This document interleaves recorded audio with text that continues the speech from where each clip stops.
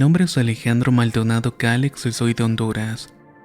Nosotros somos un unido grupo de 7 amigos quienes desde muy chicos vivíamos cerca y estudiábamos juntos.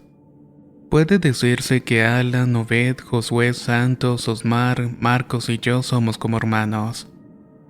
Hace unos años veníamos de un lugar llamado Campo Mocola. Eso queda como unos 5 minutos de Campo Palomas en donde nosotros vivimos, y en donde nos pasó la experiencia que voy a relatar. Veníamos del velorio de una amiga de nosotros que lamentablemente se había ido por la vía fácil. Al llegar al pueblo nos quedamos un rato en la calle principal frente a la casa de Osmar. Mientras tanto platicábamos lo que había ocurrido.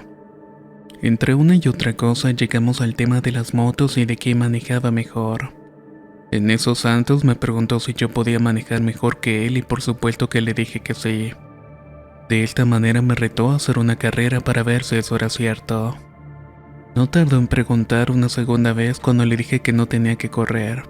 Solo debía mirar lo que podía hacer y entonces arranqué la moto y me fui a dar una vuelta por el parque Viriche. Cuando pasaba por la iglesia, unos niños que estaban en el parque comenzaron a gritarme asustados. Primero imaginé que querían jugarme una broma, por lo que seguí dando vueltas sin prestarle mayor atención. Sin embargo, la curiosidad de lo que quería haber escuchado hizo que diera otra vuelta a la plaza para ver qué era lo que querían. Cuando volví a pasar cerca de ellos, me dijeron que yo llevaba una mujer en la parte de atrás de la moto. Ella vestía ropas blancas y un manto que cubría su rostro, pero al momento de verla todos se habían asustado. Estaba flotando, más bien volaba detrás de mí y me perseguía con un aspecto diabólico. Esa cosa se había esfumado al pasar por la iglesia cuando di la vuelta a la plaza para regresar. No le presté mayor atención a los chicos y pensé que era una broma, así que los dejé y regresé al frente de la casa de Osmar. Allí deberían estar todavía mis amigos esperándome. Al regresar seguimos hablando y les conté lo que hacía poco me había ocurrido. Todos comenzaron a burlarse de mí haciendo representaciones graciosas de mi espectral paseo en la moto. Después de unos 10 minutos riéndose de mi reciente anécdota, cada uno se quedó callado. Se encontraban viendo de forma extraña hacia un punto ubicado detrás de mí. Sin entender lo que ocurría, me di la vuelta para ver qué era lo que nos estaba distrayendo. Al darme la vuelta, solo pude ver un pequeño pañuelo blanco volando por el aire. Daba vueltas, subía y bajaba y giraba alrededor mío. Pero lo más extraño era que en ese momento no había nada de viento que hiciera posible su extraño movimiento. Al ver aquello me invadió un gran temor y era imposible que algo así se sostuviera por el aire sin haber viento. Además, porque solamente giraba alrededor mío. Había terminado de reaccionar cuando de repente el pañuelo cayó al suelo y de la nada empezó a crecer. Tomó el aspecto de una silueta humana agachada en el suelo y de repente comenzó a enderezarse. Luego una mujer como de 2 metros de altura se levantó en el aire. Alzó los brazos y descubrió un poco el rostro que cubría el velo blanco que llevaba puesto. La mujer vestida de blanco se flotaba, llegaba al suelo y volvía a subir constantemente. Mis amigos se acercaron para poder observarla más cerca, pero de repente dejé de verla. Sin embargo, ellos aún podían hacerlo. Con la luz de las motos trataban de señalarme en dónde estaba, pero yo seguía sin poder observarla. Me adelanté para tratar de ubicarla cuando Ala me gritó que estaba a mi lado izquierdo. Cuando volví a verla tenía 2 metros de mí y al mirar ese espectro pegó un brinco y la maldije a ver sus vestiduras. Era macabra. Su pelo dejaba ver que tenía un rostro espeluznante y grité: «¡Es la sucia! ¡Corran!». Cuando corrimos nos subimos a las motos, pero ellas se detuvieron. Era como si algo las jalara y no las dejaba avanzar. Entre nervios comenzamos a rezar y así fue como pudimos zafarnos de aquello. De esta manera logramos llegar a la casa de Osnar. Estábamos llenos de pánico ya que observamos como que el fantasma se elevaba y volvía a bajar y en ese momento un gato negro pretendía pasar por enfrente de la casa de mi amigo. Pero salió huyendo al ver lo mismo que nosotros habíamos visto. No sé cuánto tiempo permaneció eso allí. Pudieron ser minutos, pero sentimos que habían pasado horas. Creímos que su desaparición había sido permanente y nos dejaría en paz. Pero Marcos volvió a divisar su cara en el techo de la casa y parecía que nos estuviera vigilando. Regresamos corriendo al lugar en donde estábamos inicialmente, pero al estar allí Obed la pudo mirar en una casa que estaba en construcción. Seguía volando de arriba hacia abajo por toda la casa con el velo extendido por las manos. Extrañamente no podíamos alejarnos de aquel lugar. No queríamos separarnos o llevar una incómoda visita a nuestras casas, así que preferimos mantenernos juntos aquella noche. Luego de algunas horas, la aparición de la mujer de blanco desapareció, pero en la oscuridad de la finca de palmas se escucharon unas burlas macabras espantosas. De solo recordarlas se me enchina la piel inmediatamente. Afortunadamente esa noche no se volvió a manifestar.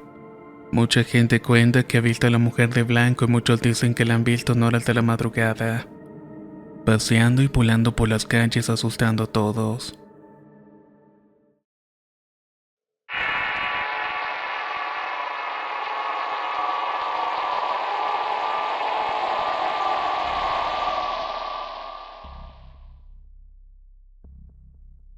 La historia que voy a contarles sucedió cuando mi familia y yo fuimos a Zárate en Lima, Perú.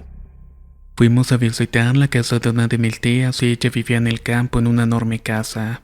Tenía muchos animales, entre ellos pollos, patos, gansos y otras aves de corral. Para aquel momento tendré unos 8 años y me encantaba jugar en el patio y darle de comer a los animales. Pero eso fue hasta el día en que al estar en el patio sentí como si alguien me estuviera mirando desde el corral de las gallinas. Eso me dio miedo y me producía una sensación extraña en todo el cuerpo. En aquel momento no sabría cómo describirlo, pero era como si esa mirada provocara que un frío intenso invadiera todo mi cuerpo. No me quise quedar allí y entré a la casa y no quise decirle nada a nadie, ya que sabía que en ese sitio no podía haber nadie. Tampoco quise salir de la casa durante todo el día. Al llegar la noche cenamos en familia y me fui a acostar a mi cuarto. Como éramos muchos, yo compartí habitación con mi hermano mayor. Cuando estaba acostado en la cama, mi hermano entró a la habitación y también se acostó en la cama. Ambas camas estaban una al lado de la otra. Estas daban hacia una ventana por donde se podía ver el patio. En ese momento mi hermano me dijo que sentía que lo estaban observando y que había visto correr una sombra por el patio. Yo no le di importancia porque pensaba que mi hermano me quería asustar. Siempre estaba acostumbrado a hacer lo mismo. Esta vez fui yo el que le comenté a mi hermano que alguien estaba en el patio, pero él me dijo que era extraño, ya que los perros ni siquiera habían ladrado. Así que nos seguimos hablando y tratamos de dormir. Esa fue una noche muy larga y ninguno de los dos pudimos conciliar el sueño tranquilamente. Ambos sentíamos que nos estaban vigilando. Veíamos sombras y escuchábamos pasos cada vez que estábamos por quedarnos dormidos. Decidimos asomarnos por las ventanas para ver qué era lo que estaba ocurriendo, pero de pronto quedamos totalmente sorprendidos. No se trataba de ladrones como pensamos inicialmente, sino más bien eran duendes. Estos pequeños seres caminaban por todo el patio. Iban y venían de las plantas de higo que estaban al lado del corral de las gallinas hacia la ventana del cuarto que compartíamos mi hermano y yo. Al parecer se escondían detrás de las plantas, pero luego escuchábamos otro tipo de pasos y vimos otro tipo de figura. En este caso era una figura masculina como de 1,80 m de alto. Sin embargo, de inmediato desapareció ante nuestros ojos. Al día siguiente le contamos a nuestra madre todo lo que había ocurrido, pero ella simplemente se rió de nosotros. Le seguimos insistiendo hasta que nos tomó a cada uno de nosotros de las manos y nos llevó hasta donde estaban las matas de higo. Al estar allí volvimos a ver a un grupo de duendes que escaparon a toda prisa por el patio. Mi mamá gritaba y nosotros tratamos de agarrar a uno de estos, pero corría muy rápido. Al regresar a donde estaba mi madre, ella estaba pálida y al frente tenía una figura del hombre alto que habíamos visto la noche anterior. Cuando desapareció, mi madre se desmayó y mi hermano y yo tratamos de reanimarla mientras que gritábamos a mi tía pidiendo ayuda. Al recobrar la conciencia, mi madre, una asustada, le contó la experiencia a mi tía. Ella, de lo más tranquila, le dijo que era normal ver a su figura. Se trataba del hijo del anterior dueño de la casa. Él había fallecido por su propia cuenta en el corral de las gallinas hacía mucho tiempo. Lo extraño era la aparición de los duendes y no tenía ningún tipo de explicación alguna. Mi mamá no quiso saber más de ese tipo de historias. Ese mismo día listamos todas las cosas y dormimos en nuestra casa. Desde esa ocasión no volvimos a visitar a nuestra tía.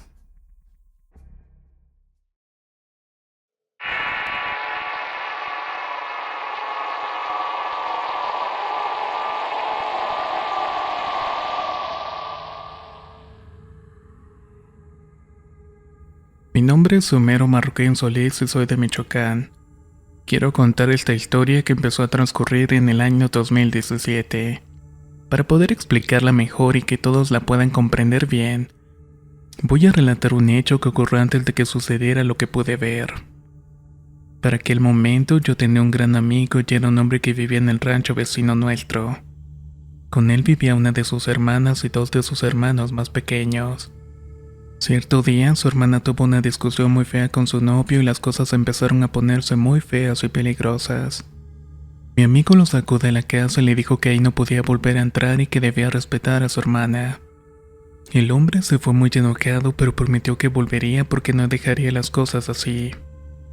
Mis vecinos, ya más tranquilos, prefirieron no seguir preocupándose de la amenaza reciente que acababan de hacerles. Continuaron su vida cotidiana, cenaron y todos se acostaron a dormir. Pero el hombre regresó borracho a la casa a la madrugada y le gritaba a la mujer por su nombre y le decía groserías. Al escuchar la enorme cantidad de insultos e improperios, mi amigo salió a reclamarle al excuñado. Al verlo salir de la casa, el borracho sacó una pistola y le disparó varias veces al muchacho. Luego el agresor huyó y nunca más se supo de él. Mi amigo quedó tirado en el piso mientras que todos los vecinos nos empezamos a asomar para ver qué era lo que estaba ocurriendo. El papá de nuestro amigo y vecino salieron a correr para ver cómo estaba y si era posible que estuviera con vida. Sin pensarlo dos veces, otro de los vecinos ya había sacado su camioneta para llevarlo al hospital. Al llegar aún estaba con vida pero delicado y tuvo varias heridas importantes y había perdido mucha sangre. Allí pudieron salvarle la vida pero con graves secuelas. Mi amigo estaba en coma y nunca salió de él. Han pasado ya 2 años desde este hecho hasta hace 4 días que me encontré con un primo en la feria. Luego de saludarlo me preguntó si el día siguiente iba a ir al velorio de mi amigo y yo no lo podía creer. Luego de varios años en coma no se pudo recuperar y no soportó más y falleció. No quise seguir en la feria y regresé a mi casa que queda como una media hora del pueblo.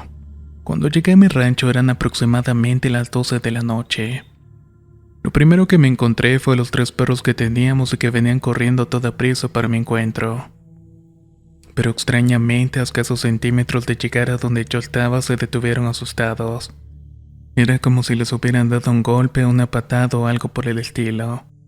Luego los 3 animales comenzaron a ladrar intensamente hacia todas direcciones, pero no se lograba ver a qué le estaban ladrando. Se aventaban entre sí unos contra los otros y en ese momento salió mi madre. Ella acostumbraba a esperarme despierta mirando la televisión en la sala. Recuerdo muy bien mi intriga al escuchar y decir: «Ay, hijo, ¿y ahora quién se va a morir?». Yo le conté que ya había pasado justamente esa tarde. Ella pensaba con toda seguridad que a eso le estaban ladrando los perros. Dicen que los perros pueden ver los espíritus, y también se cree que cuando alguien muere recoge sus pasos. Pero lo que más me preocupó en ese momento es que también me comentó que debemos tener mucho cuidado, ya que cuando muere una persona siempre fallecen 3 personas cercanas o conocidas en menos de una semana. Mi sorpresa es que a los 2 días después del fallecimiento de mi amigo, el decir antier, supimos también de la muerte de otro de nuestros vecinos. Mi madre está muy preocupada porque la muerte le quedan 3 días para llevarse a otra persona. Y todas las anteriores han sido del vecindario.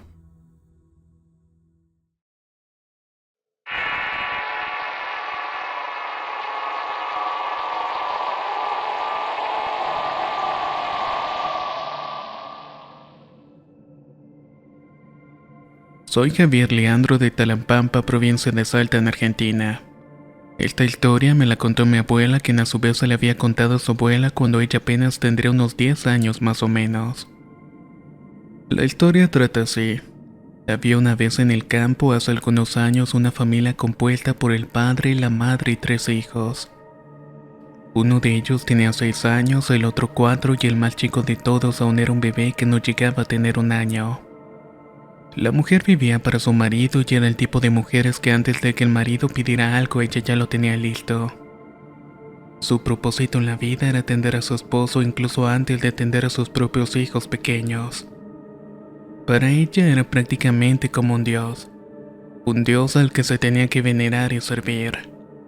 Su marido trabajaba en unas plantaciones lejos de la casa. Por esta razón salía antes de las 6 de la mañana y todos los días regresaba a la casa religiosa puntualmente a las 2 de la tarde. Si el hombre se demoraba un poco, aunque sea un minuto, la mujer estallaba en llanto y gritaba preguntando por su marido.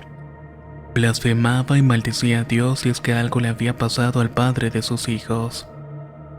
Un día de tantos, casi a las 2 de la tarde, la mujer ya tenía listo todo para la llegada del hombre. Había hecho la limpieza de su hogar y los chicos estaban bañados y cambiados. Los animales estaban alimentados y tenía la olla llena de locro. En fin, todo estaba al día y era perfecto. Cuando eran las 2 de la tarde, estaban esperando en la puerta de la casa al jefe de la familia. Acostumbraban a esperarlo así y competían entre ellos para ver quién podía divisarlo primero a lo lejos. Pero ese día pasaron de las 2 y nada que llegaba. Ni pinta del marido y pasó media hora y tampoco.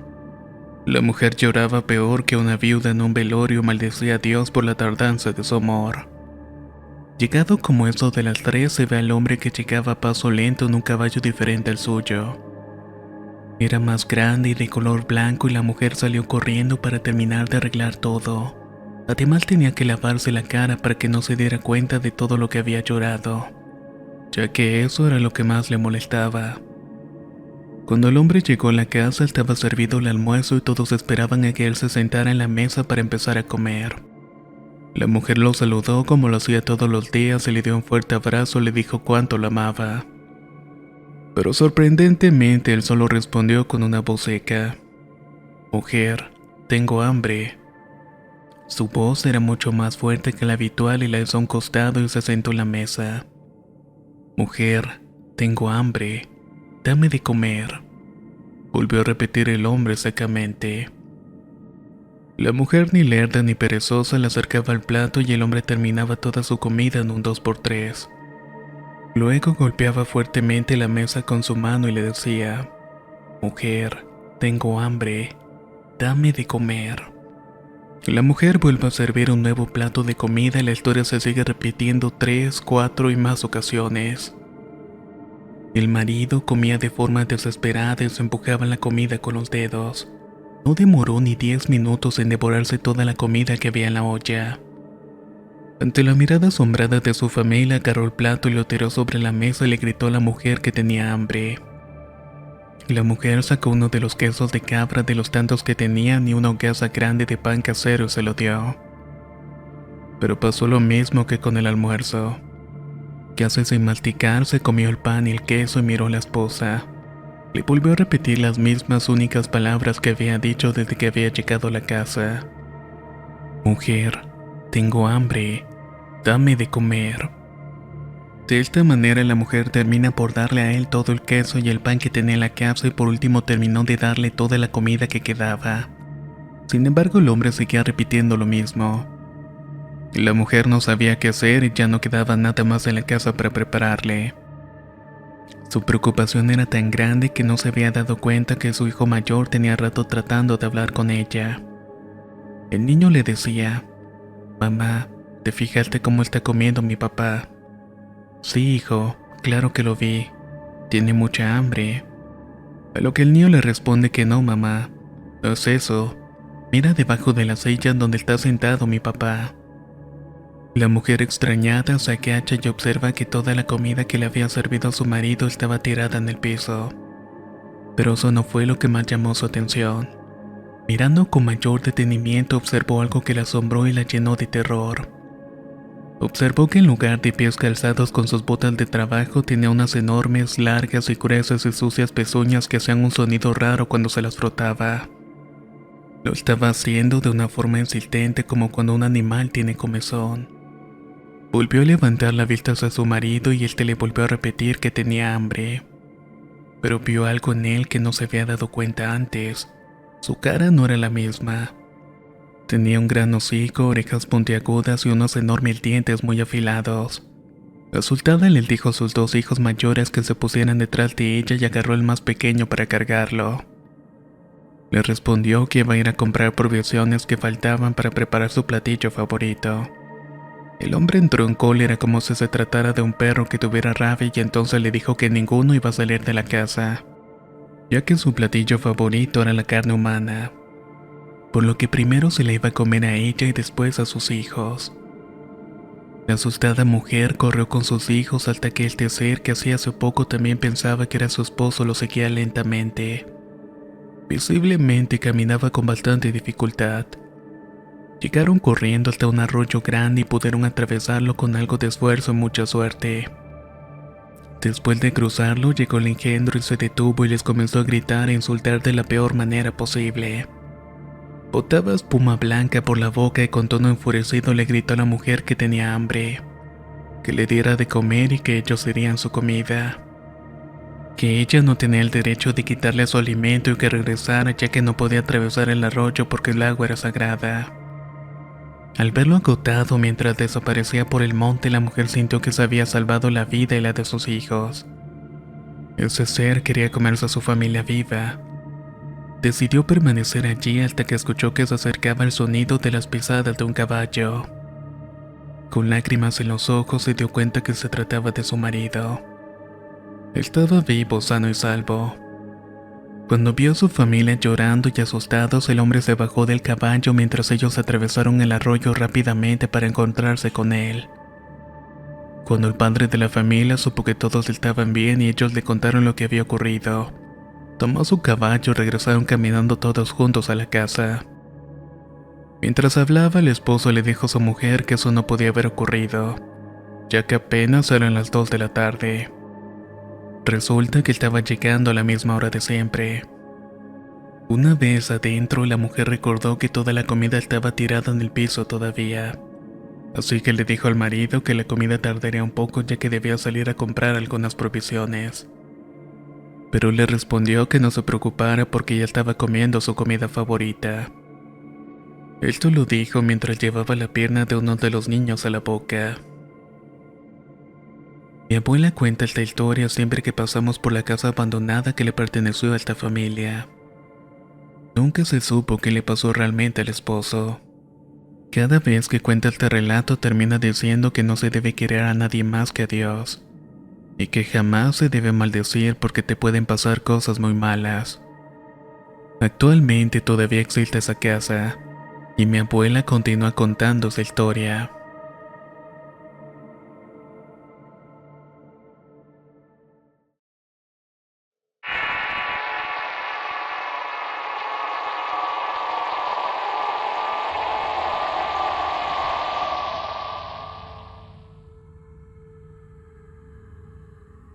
Esta historia que estoy por contar le pasó a mis bisabuelos, cuando sus hijos, mi abuelo paterno y sus hermanos aún eran pequeños. En esa época todos ellos vivían en un ranchito en La Blanca, en Zacatecas. Cerca de ellos tenían como vecina una familiar lejana, pero casi no la trataban porque tenía la mala fama de ser una bruja despiadada. Ya saben, de esos que les resultaba de gran felicidad la tragedia y los problemas ajenos. Esta malvada vecina tiene una perra muy mal acostumbrada ya que solía entrar a las casas del vecindario a robarse y comerse la comida que se encontraba. Pero todos creían que se trataba de un perro callejero. Nadie podía imaginarse que alguien permitiera a su mascota hacer este tipo de maldades todos los días. Por mala suerte, la casa a la que más entraba a robar la comida era la casa de mis bisabuelos. Ellos eran muy pobres, por lo que cada vez que la perra se robaba algo, miembro de la familia dejaba de comer. Generalmente los que se quedaban sin comer eran los bisabuelos.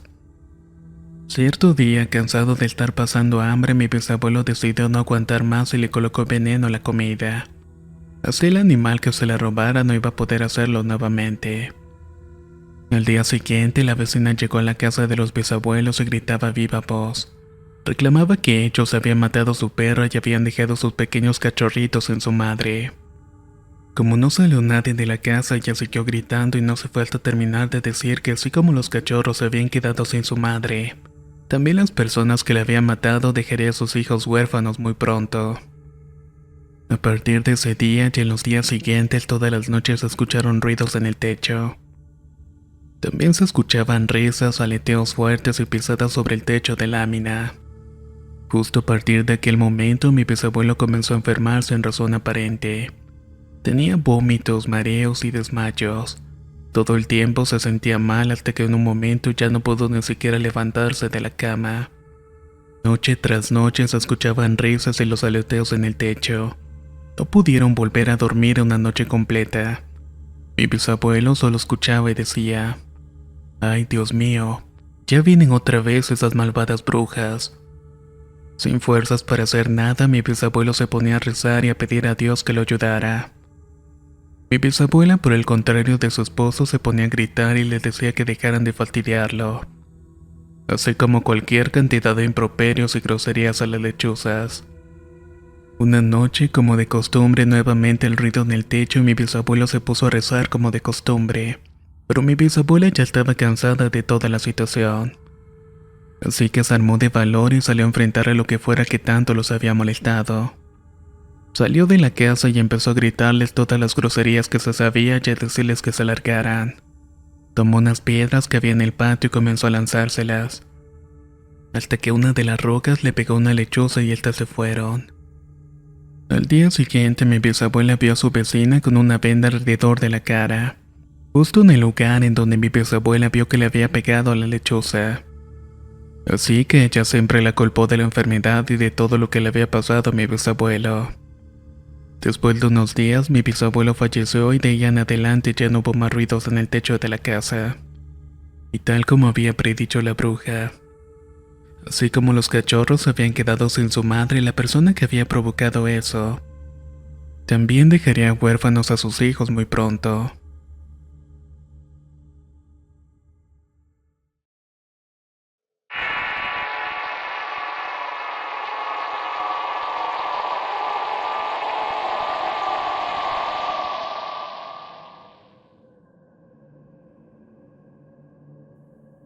Mi familia es de Ica, Lima, y mi madre es profesora.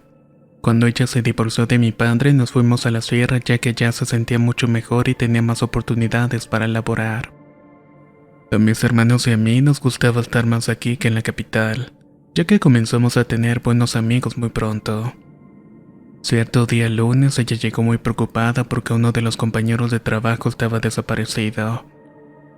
Nadie sabía nada de él desde el viernes luego de terminar las clases. Lo que más comentaban en la escuela era que tampoco tenía familiares a quienes pudieran llamar para ver si le estaba bien o no. Al día siguiente, el director de la escuela decidió acudir a la policía a denunciar la desaparición, ya que aún no se tenían noticias de esta persona. Así que cuando terminó el horario de trabajo, varios maestros lo acompañaron.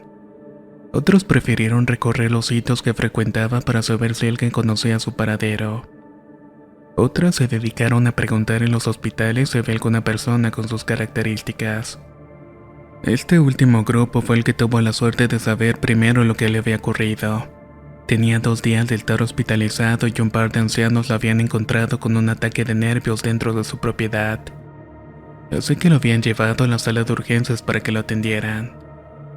Cuando lograron verlo y verificar que estaba en buena condición, sus compañeros de trabajo comenzaron a hacerle preguntas. Todos estaban sumamente preocupados por la condición en la que estaba. Lo primero que dijo era que lo que estaba por contar era verdadero, aunque fuera una historia muy extraña y muchos de ellos pudieran pensar que era una mentira o que la estaba inventando. Él sabía perfectamente que todo era cierto, y que no le desearía vivir la misma experiencia a su enemigo. Todo sucedió el mismo viernes al salir de clases. Como ya todos sabían, para volver a su casa él tenía que pasar por varios pueblos. Generalmente acostumbraba a tomarse un par de bebidas en cada uno de ellos, por lo cual al llegar a su casa ya era de noche y estaba un poco pasado de tragos. En ese momento detuvo la narración de su historia para comentar que podían preguntarle a cualquiera de las personas que estaban en la cantina que él había estado en cada uno de los sitios tal como estaba contando. Luego prosiguió la historia contando que ya pasada de la medianoche iba caminando por el medio de la carretera que separa la última cantina de su casa, cuando de repente escuchó unos gritos en medio de la nada. No le hizo mucho caso, pues pensó que era alguna persona discutiendo y además el sonido se escuchaba algo lejos. Siguió caminando hasta que pasaron pocos minutos y volvió a escuchar nuevamente un quejido tenebroso. Esto lo alertó y un poco después ya no se escuchaba tan lejos, así que empezó a caminar un poco más rápido. No pasaron muchos segundos cuando el grito se escuchó mucho más cerca. Definitivamente estaba muy cerca. Además también pudo percibir el sonido de unas cadenas que se venían arrastrando. Este fue el momento en el que él realmente sintió miedo y sintió que su piel se helaba y se erizaba al mismo tiempo. Mientras más cerca escuchaba los lamentos y el sonido de las cadenas, pudo recordar lo que su abuela le contaba cuando era pequeño. Eran historias de todas las personas que hallaban muertas por ese camino cuando deambulaban por la noche. Eran perseguidos y atacados hasta la muerte por los condenados. Aquellas apariciones a las cuales se le había negado la entrada al cielo a sus almas. Corriendo desesperado para salvar su vida, lo único que escuchaba eran los gritos y el sonido de las cadenas arrastrándose por el suelo. Supo que lo alcanzarían antes de llegar a la casa, así que decidió salirse del camino y entrar al establo que tenían unos ancianos vecinos. Luego de pasar entre las vacas y los toros, logró agacharse y esconderse detrás de los caballos. De la carrera y el susto se le había pasado a la borrachera y solo rezaba esperando que el condenado no lo viera detrás de las patas de los animales. De pronto sintió una mirada clavada sobre él que lo estaba mirando con odio y cólera. Pero por alguna razón que él desconocía no se le podía acercar. Solo lo veía caminando de un lado para otro quejándose y dejando escuchar el sonido de las cadenas. Estuvo despierto toda la noche aterrado hasta que antes del amanecer el condenado gritó mucho más fuerte que en cualquier otro momento. Luego se marchó hacia los cerros en medio del sonido de las cadenas. Para su suerte, los primeros rayos del sol llegaron acompañados por los ancianos quienes lo descubrieron. Ya sabían lo que le había ocurrido y no era el primero que le había pasado lo mismo. Así que sabían perfectamente lo que tenían que hacer. Tomaron su vieja camioneta y lo dejaron en el hospital y estaban muy preocupados por la crisis nerviosa que estaba sufriendo. Cuando los médicos estaban atendiendo al colega de mi mamá, logró escuchar lo que conversaban entre ellos. Este paciente era otra víctima. Una que sí tuvo la suerte y pudo escapar de Julián, hijo de la mala conducta que habían tenido la pareja de ancianos, y que la policía había abatido hace unos años atrás. A raíz de esta experiencia, el afortunado maestro dejó de beber y de transitar ese camino por las noches, sobre todo si no estaba acompañado. Sé que es una historia que suena muy fantasiosa, y para ser sincero, yo no me la hubiera creído si no me la hubiera contado mi madre.